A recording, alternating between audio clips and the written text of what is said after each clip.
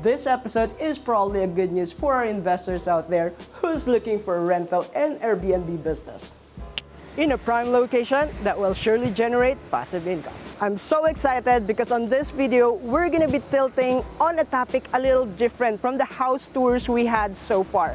Because in this very moment, we will be featuring again this finest condominium of Abida Land, and it's first ever Abida's pet-friendly condominium inside Nuvali in the entire Philippines today. I can't really wait to tour you around, so without any further ado, sit back and enjoy the show.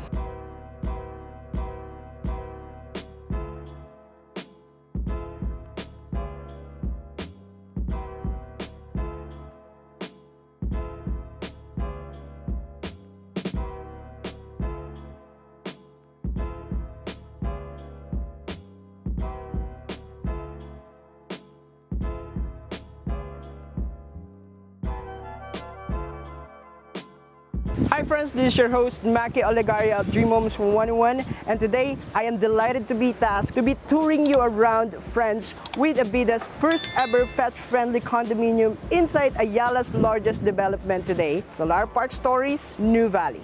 So mula sa Nuvali North, kung saan located yung ating Solara showroom, babaybayin natin yung Nuvali Boulevard papunta doon sa Central Block, kung saan nakalocate yung first ever pet-friendly condominium ni Abida Land in the entire Philippines today. In the north alone, we already have on the top of our museum for architecture and residences, which is actually designed by one of the most esteemed architects, Mr. Su Fujimoto, sir.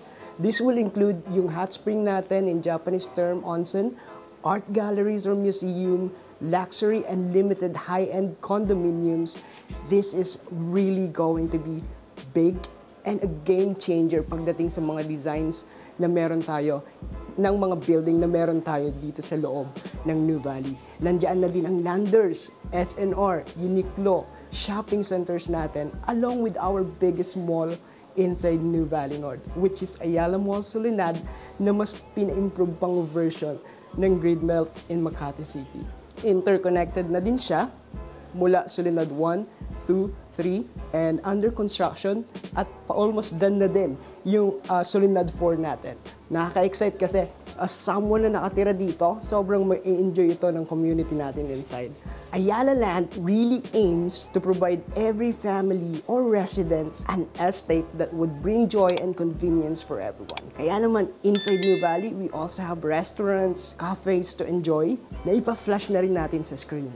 So, we also have here sa Nuvali North yung mga commercial spaces natin, like yung mga LHK South sa Lakeside Evo Zone, and yung mga IT hubs natin in the future na magiging homes for BPO industries, like yung Techno Hub, for example. So, hindi mo na kailangan lumuwas ng Manila para magtrabaho, dito pa lang ay makapag-work ka na and yung mga anak mo in the future. We also have here yung East Block natin, yung Lakeside Evo Zone, and yung North CBD natin, or yung North Central Business District natin in the future na magiging home din ng mga commercial establishments and buildings together, combined with East Block, Lakeside Evo Zone, and North CBD natin inside Nuvali North. And this is going to be real big and yung magiging future BGC and Makati natin in the South.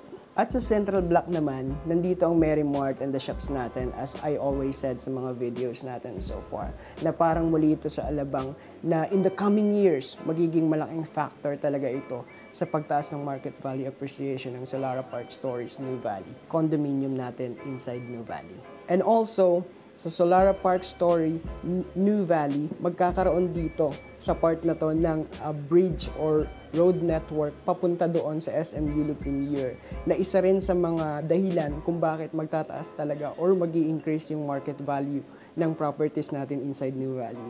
Also, hindi mo na kailangan pumunta ng north dahil lahat ng kailangan mo nandito na rin sa Central Block. Lahat ng convenience dinala na sa'yo ni Ayala. And surely, ito yung magiging dahilan ng pagtaas ng mga market value appreciation ng Solara Park Stories Nuvali natin, especially if you are looking for a rental business. And 2 to 3 minutes drive lang from Solara Park Stories Nuvali. nandoon ka na sa doon sa Rockwell. Yung Rockwell na to, ito yung developer na nakahiga along New Valley Boulevard. And dito magtatayo rin ng planta ng mall pagdating in the future bali-balita na ito ay isa rin sa mga magiging reasons bakit kailangan mong mag-invest sa Solara Park Stores New Valley. We also have a Healthway Qualimed Hospital here, commercial buildings as I said earlier, Monochrome Events Place, volleyball, Suns Court for international events, Seda Hotel, and many more. Nandito rin ang Lakeside Evo Zone, East Block, and North CBD combined ay magiging isang malaking business district natin sa future, especially in the South. Right now, nandito tayo sa Central Block at dito ipapakita natin yung The Merrymort and the shops na sinasabi ko kanina. So ito yung view deck dito sa Central Block. And the good thing about this, itong Central Block at The Merrymort na ginagawa na ngayon at almost patapos na rin, possibly and potentially patapos na to sa last quarter ng taon this year. And also, meron din tayong mga commercial lots dito na dedicated sa mga establishments natin like yung salon, banks, and yung mga basic convenience natin, yung mga kailangan natin na hindi mo na kailangan pumunta pa sa labas para lang magpa-spa, magpa-salon and everything, bumili ng sapatos dahil lahat nandito na. So binibigay na ni Ayala lahat ng convenience sa community natin, especially dito sa loob, yung mga residents natin dito sa New Valley.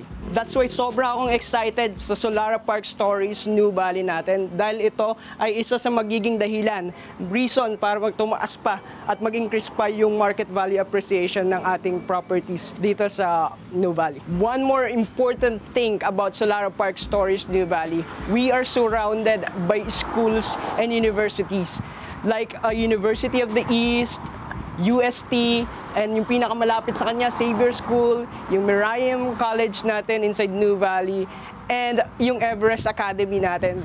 And together, pag pinagsama-sama ito yung magiging kaya tayo tinatawag actually na University Belt in the South because we are surrounded with these schools na surely mas magpapataas pa talaga ng market value appreciation ng ating properties, which is Solara Park Stories New Valley. And right now, sobrang excited. Nandito na tayo sa Solara showroom natin and papasukin natin yung studio unit and one bedroom unit natin inside.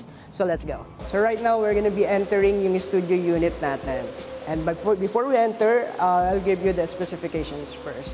So yung studio unit natin, ang estimated total area niya is 26.5 square meters in size. And tara, pasukin natin. So dito, ito yung bubungad sa atin the moment we enter.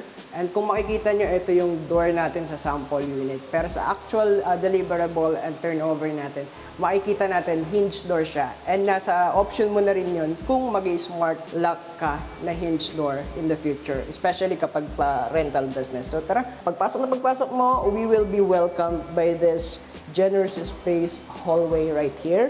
And on the left side, makikita natin yung ating toilet and bath. Sa toilet and bath, ito yung mga actual deliverables na fixtures na nandito na, kasama na once na ma-turn over sa'yo yung unit. And the good thing about this is that you also have here your toilet bowl, your lavatory, the sink, the faucets, and the overhead showers. And you also have the provision for, water heater. So here's the switch. We also have the sprinkler right here. Also the GFCI outlet natin. So we're using this for safety purposes. Para kapag na-detect niya and na-sensor niya na nabasa, mag-automatically shut down siya. And that's the good thing about it. And labasin naman natin. Paglabas natin, we will be greeted by this humongous space right here. And as you can see, we have here the generous space, yung mga bulkhead natin na may mga provisions for sprinkler. Yung sprinkler is included na siya. Yung smoke detector and yung mga ilaw natin ay nandiyan na rin. And kung mapapansin mo, meron ka ng outlet for TV connections here. As you can see, sobrang high ceiling siya. So yung vertical clearance niya or yung floor to ceiling height clearance niya is 2.7 meters. So here's actually our countertop na magiging kitchen yung kitchen natin. Here's the kitchen sink. We also have here the lower cabinet na pwede mong paglagyan ng storage mo, yung mga tools mo, and additional na rin yung overhead na cabinet natin dito. Sobrang ganda niya and sobrang laki niya. Sobrang laki niya, may provision pa tayo dito para doon sa lutuan mo. And that's the good thing about it. What else? The baseboard. Before I get to forget. Yung baseboard natin, dinadagdag yan dyan para ma-protect yung wall natin. And maka-add na rin sa decorative touch na ma-improve yung look ng studio unit natin. So later in time, I'm gonna be flashing on the screen yung actual improvement or yung design na pwede mong gawin ng studio unit mo. So, what else? We also have there yung outlet natin para sa mga charging, TV rin, TV outlets. Yan, nandiyan na rin. May provision na rin tayo for aircon. Sa sobrang laki ng space niya, pwede kang maglagay ng partition na rin. Depende sa'yo kung paano mo i-improve yung room and ano yung magsusut doon sa taste mo pagdating sa pagde-design. And here, before we proceed doon sa balcony natin, as you can see, we have here the glass door. So low emissive siya. Ang good thing about this is it actually intercepts yung sun rays. Dito sa loob, hindi basta-basta pumapasok yung init. So malamig pa rin siya kahit may sinag ng araw. So UV protected. And now, pasukin naman natin yung ating balcony. So here's our 3.5 square meters na balcony right here na pwede kang maglagay ng lamesa pa dito and upuan na kayong dalawa as a couple or ikaw gusto mong ma-enjoy yung solitude. Pwede kang magbasa ng libre dito while you are drinking your tea or coffee. And the good thing about this, sobrang luwag niya, very spacious, na kung saan hindi siya, mag-improve na siya. Hindi na katulad ng dati na aircon lang nasasakop na yung buong balcony. And the good thing about this, sobrang generous ng space niya.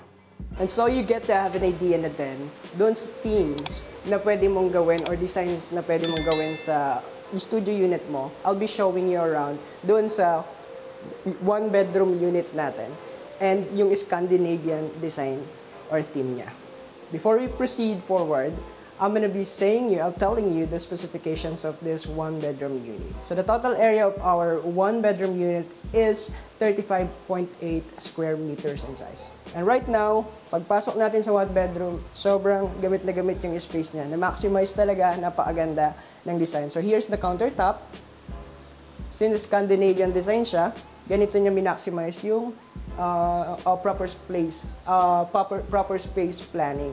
So here's the overhead cabinet and the kitchen sink.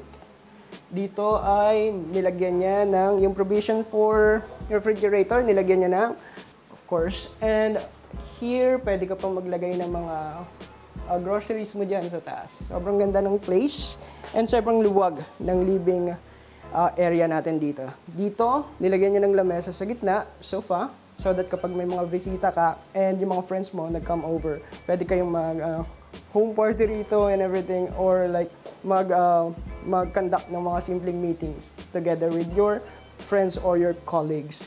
And the good thing about this living area is yung space talagang it is properly maximized.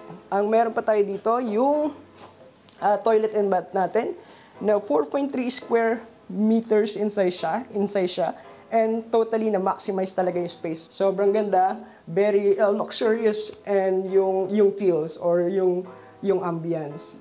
Sobrang elegant lang. Ang ganda. May partition dito para sa overhead shower natin. Dito pwede kang maligo. Dito rin sa sa lavatory natin. Pwede ka, nilagyan nila dito ng salamin. And yung design, sobrang ganda, sobrang luxurious. So, right now, pasukin naman natin yung bedroom na sinasabi ko kaganina. So, dito pagpasok natin, wow, ang ganda, nice. Sobrang ganda ng pagkaka-design dito sa loob. And dito, yan, ang ganda niya tingnan. At sa part na to, makikita natin meron ditong pwedeng lagayan ng portrait. Dito ginawa niya, nilagyan niya ng parang painting, something. And the good thing about that, kapag nag-add ka pa ng cove lights dito, mas magiging maganda pa siya. And may pin lights na rin tayo dito. Alright, ganda. Ganda ng lugar. Ang ganda ng place. Sobrang maximized, properly enhanced talaga yung improvements niya. So, pasok tayo dito sa balcony ng ating one bedroom. Oh, sobrang laki. Wow, nice. This is actually 4.8 square meters na balcony natin. Dito sobrang laki, sobrang generous. And gamit na gamit yung space talaga. And naka-ceramic tiles na rin siya. And a good thing about it is that ito yung sample na finish niya. Pwede ka maglagay ng upuan dito at ma-enjoy yung sarili mong company or your couple as a couple. So yan, ganda, grabe.